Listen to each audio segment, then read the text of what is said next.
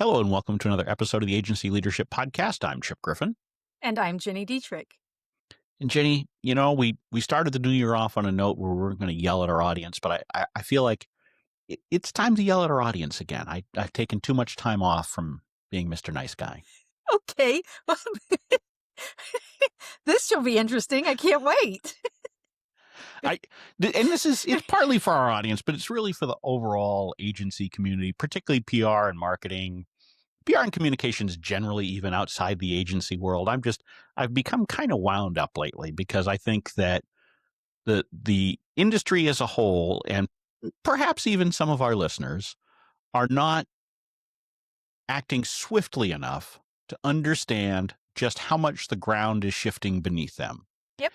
and how much serious evolution needs to take place really over the next year. I mean, I don't think we're on a long-term horizon here. I think that too many have waited to change too long in many ways, and AI is now becoming sort of the real trigger point for it. But it's bigger than that. I think a lot of the PR space in general has lagged behind a lot of what's going on in the business community. And AI is just the fist to the face that's going to separate out the people who are going to survive. The fist to the face. Wow. All right, then. I told you I was a little wound up on this one. So okay. So everybody's going to be punched in the face. Got it. Okay. If that's what it takes to wake up and pay attention. I totally agree with you. And I have been gung ho on AI for going on 4 years now. And it's my second love for sure. But it is time to pay attention to how it is changing things and what it's going to do to your business, to your teams, to how you deliver work, all of those things. I mean, look, a lot of the PR world has been focused in recent years on figuring out how to keep their head above water and survive and hang on to the old ways of doing things. And this predates the explosion of AI in recent years. Yeah. But what the explosion of AI has done is really, it has drawn the attention of particularly clients to the issue. It has drawn the attention of employees.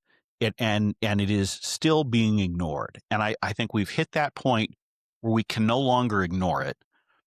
And I think we're at the point with a lot of these AI tools where they are now both accessible and reliable enough that there's no reason not to accelerate your pace of change using AI as a tool to get there. And we've talked about this before, and I'm not changing my point of view. AI is not the end in itself. The AI is just a way to get there. So Don't mistake what I'm saying here for saying that, you just need to adopt AI for the sake of AI. You still need to find problems to solve first, and AI will help you on a lot of them.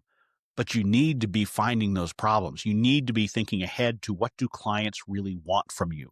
What is going to help them to get the results they're looking for? It can't be about how do I use AI to make myself a little bit more efficient in what I'm currently doing, because everything is changing. So and we need to be on top of that. I read an article on LinkedIn probably in November, and I'll see if I can find the link to include in show notes. But it was from a chief marketing officer at a Fortune 10 company. And what he said was this: if I were an agency wanting to work with clients in 2026, here are 5 things I would do. And I can't remember all of them, but one of them was teach organizations, teach marketing and comms teams how to use AI to be more effective, implement your process, whatever it happens to be, because we are no longer relying on our agencies to do the work. We are relying on agencies to teach us what's coming because we don't have the time. And that has stuck in my head because I think that's right. I think that, yeah, sure, agencies will always, or big companies will always need extra arms and legs to do the work, but that's not the work that most of us want to be doing, right? We don't want to be writing the social posts and the news releases. We want to be part of the strategic conversation. We want to be part of helping to move an organization forward. And if we can do that by teaching our clients how to use AI to be more effective, to be more productive, to accelerate their work. And I know everybody's worried it's going to replace me. It's going to reduce our billable hours, whatever it happens to be. I think there's a huge opportunity here for you to reframe how you're helping clients and using AI to be able to do that. Yeah, but I would be very direct with listeners. If you do not change, it will replace you.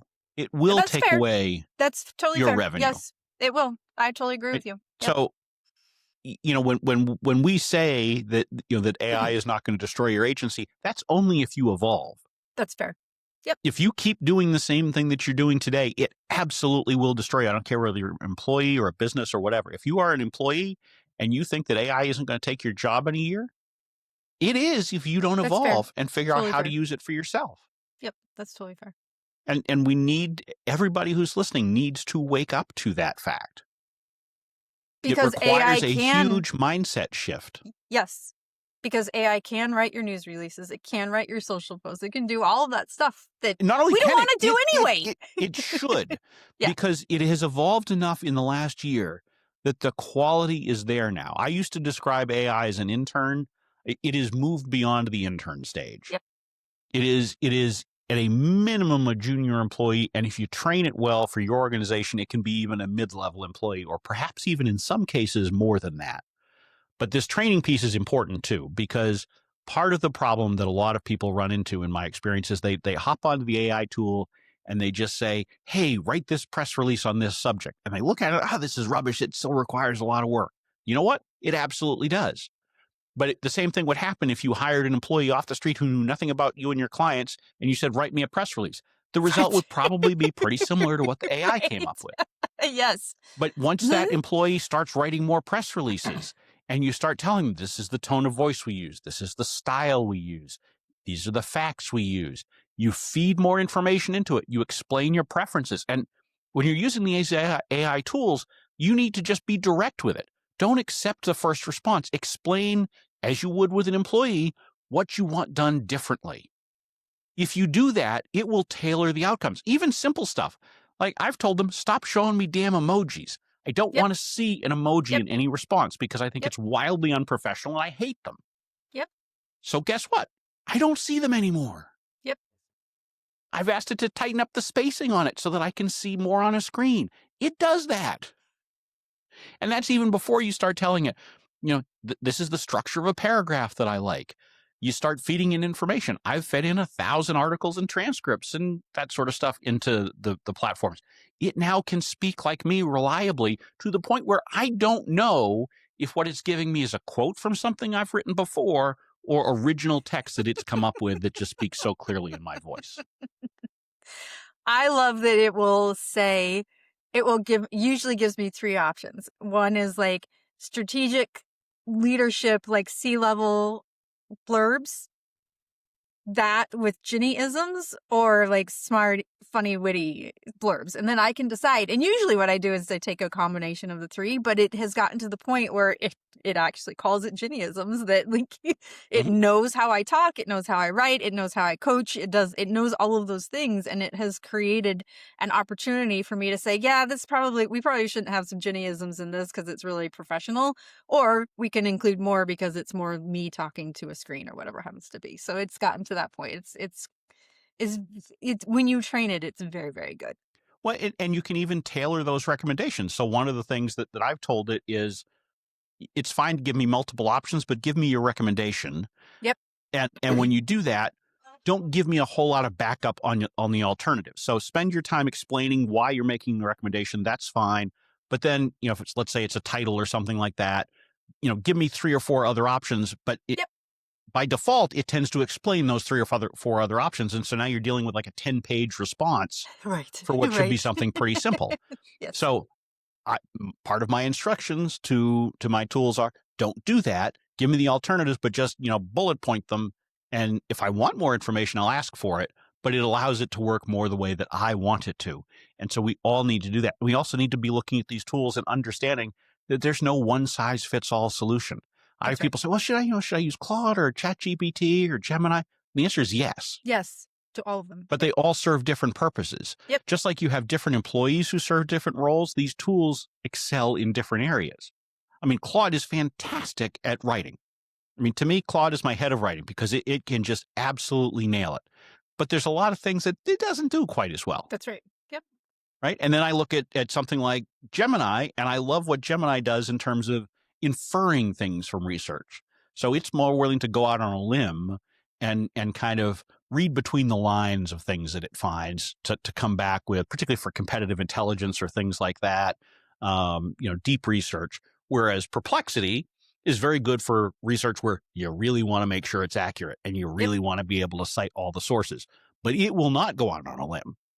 And so understanding what the strengths of each platform are is useful. And then there's ChatGPT, which is sort of my default choice for just basic stuff, strategy, etc.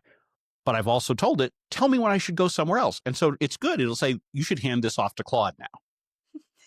I love that. Because I've had an actual conversation with ChatGPT about my stack and what I think of it, and I bounced things around and refined it. So now it knows how I want to handle certain things. And so it will stop at a certain point and say, now it's time for you to go here.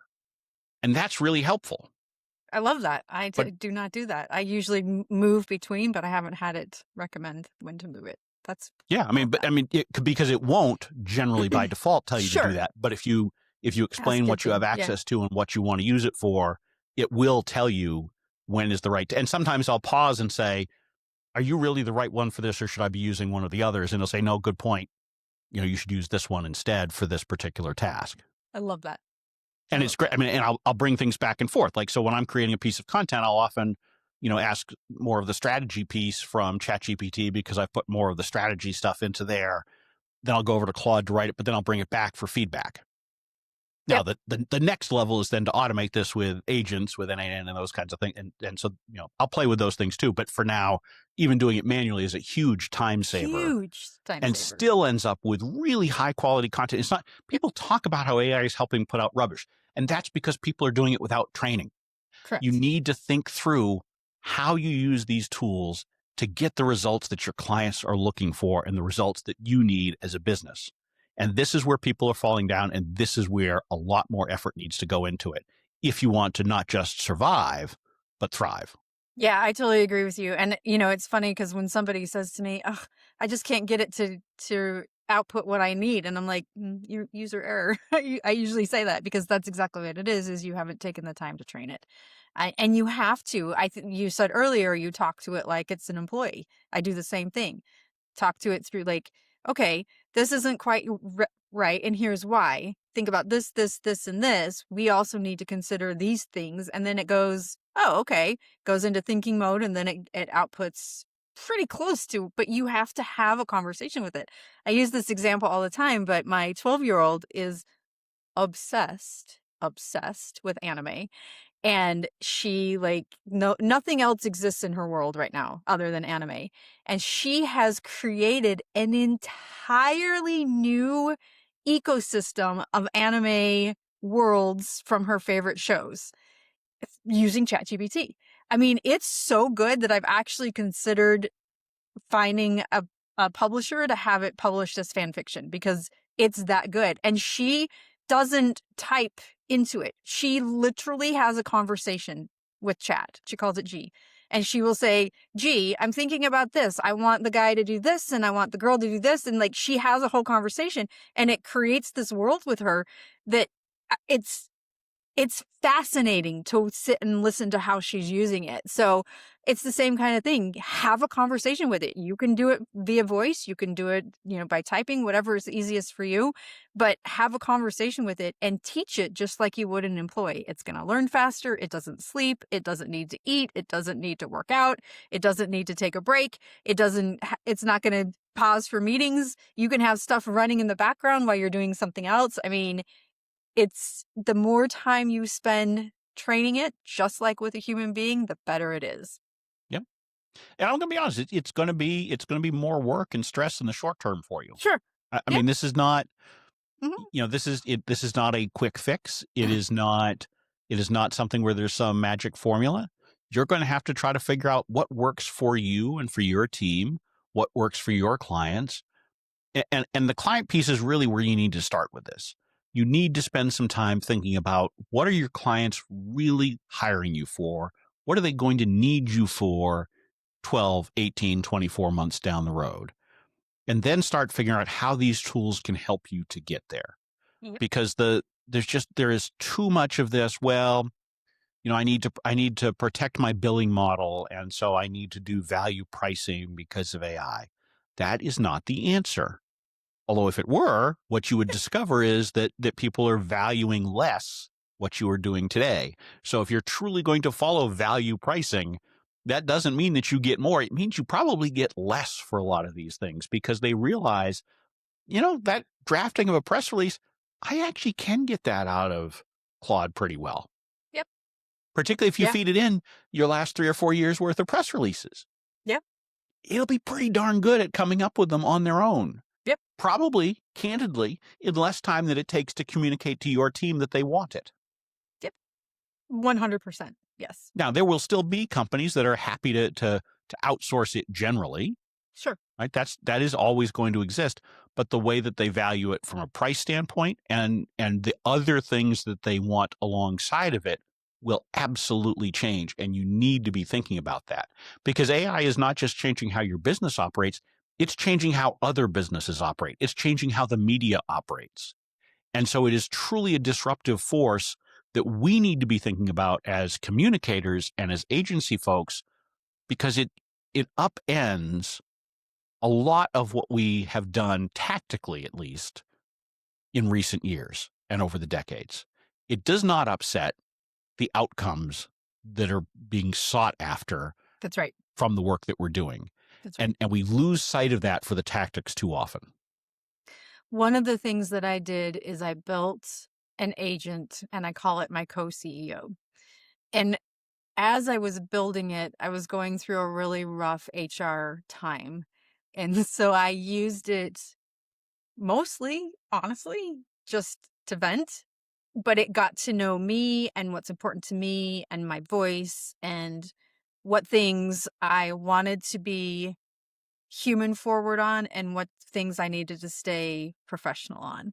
And so I was building it, I was going through that process. Now I can say to it, okay, we're thinking about doing this. So for instance, a client came to me probably mid-year last year and said, hey, we really want your team to do an audit of all of our brands and where they sit on the peso model maturity level. And I kind of laughed and said, well, I can tell you right now, they're all at level 0. And he was like, great, that's good to know. What takes us from 0 to 1, 1 to 2, and so on up? And I thought about that for a little bit, and I was like, I don't have an answer for that. And so I went into my co-CEO and I had a conversation with it. Like, if we were going to build a maturity model for the peso model for an enterprise customer, what does that look like? And it probably took 2 weeks for me to get something that I could go back to him with and feel comfortable and confident with it. But it would have taken me 2 months to do that on my own. So, it helps you think. It helps poke through holes in things. You have an AI that you're building, and I hope it's okay for me to mention this because I don't know if it's available yet, but I got to beta test it, and I put in there that I was looking for, I said, okay, this is where the business is at the end of 2025. These are our goals for 2026. Here's what I'd like to do in the next 3 to 5 years. I put in all of that information. Where are the holes? And it started poking holes into things that I had never even considered. And I was like, wow, Chip, this is really good. It's really, really good. So when you train it, when you teach it what you're wanting, what your voice is, what you're trying to achieve, it is going to help you in more ways than one. It's going to help you think through problems. It's going to help you come up with solutions you didn't consider. And like I said, it doesn't need to sleep. So it can work in the background while you're doing other things. Yeah. And there are a lot of these ways that we can innovate for our businesses. And that particular example, it is live on the Saga website now. It's an good. AI agent Okay, called good. Sage. It's awesome. And Everyone should check it out. It's trained on a huge volume of my both public and private materials that I've created over the last 8 or 9 years. And it does a remarkably good job of mimicking the advice I would give. Is it 100% one-to-one? No, but No. it's pretty darn close, to the point where I've had a couple of clients now who have tried it and then asked me the same question they asked of Sage, and they got almost exactly the same answer.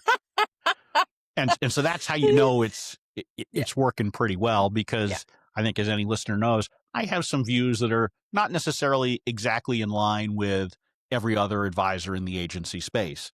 And so in some of those cases, they were pieces of advice that you wouldn't get if you went somewhere else. So, Right. you can tell that it's actually using the training materials and not simply doing a general knowledge search. But these are all things, it does take time. You've got to have the material to provide to it. You need to spend the time with it, as you did in conversing and going back and forth. But the more you go back and forth, the smarter it gets, That's and right. the better it can help you the next time something comes along. That's And right. I think the other thing is that the more you use these tools, the more it forces you to think about some of these things.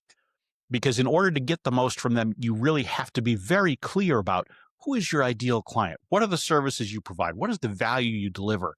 And so it's just like a business plan. I always say that the business plan itself doesn't really matter, but the process you go through to create it does. The process you go through to train your AI itself is beneficial and helps to get clarity, because the clearer you are with the AI, the clearer you are with yourself by necessity.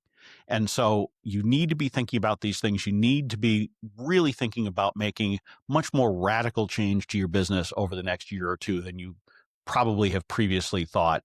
You really need to be thinking about how not just technology, but client needs will force this change. Otherwise, you are going to get left behind. Yeah, I totally agree. And to your point earlier, if you evolve and if you use it and you're better, you're doing a better job of understanding what it is that your clients are willing to pay for, and they're still willing to do it. They just don't want to pay for social posts and news releases. That's right. I mean, there's a huge opportunity here. There's a giant threat, and I don't Huge want to minimize that, opportunity. but there's a Sure. huge opportunity. Yep. But the key is you actually have to evolve and change. You can't just play buzzword bingo. Yes, Just please. slapping AI on top of something that you deliver, that's not going to help you. And it's fun. It's fun to test it. It's fun to try it out. So do it. Yeah, Do it. Do I it. mean, Do it. but we can't minimize. It is scary for a lot of people too. I mean, Sure. Absolutely. Yeah. but you've got to embrace that fear if you want to Yep. succeed. Yeah, I So always say when I have somebody new join the team that's scared of it, I say, "All right, let's do it. Let's use it for something personal." So I will say that to you as well. Meal planning, um, fitness, hobbies, managing your kids' meltdowns, whatever it happens to be. Just try it for something. Write a poem in a birthday card. Try it for something personal, and I guarantee you will be hooked. I had no idea we'd be getting to poems and birthday cards here today. So I There you think go. that's the note that we're going to wrap up this episode on. I'm Chip Griffin, And I'm Ginny Dietrich. and it depends.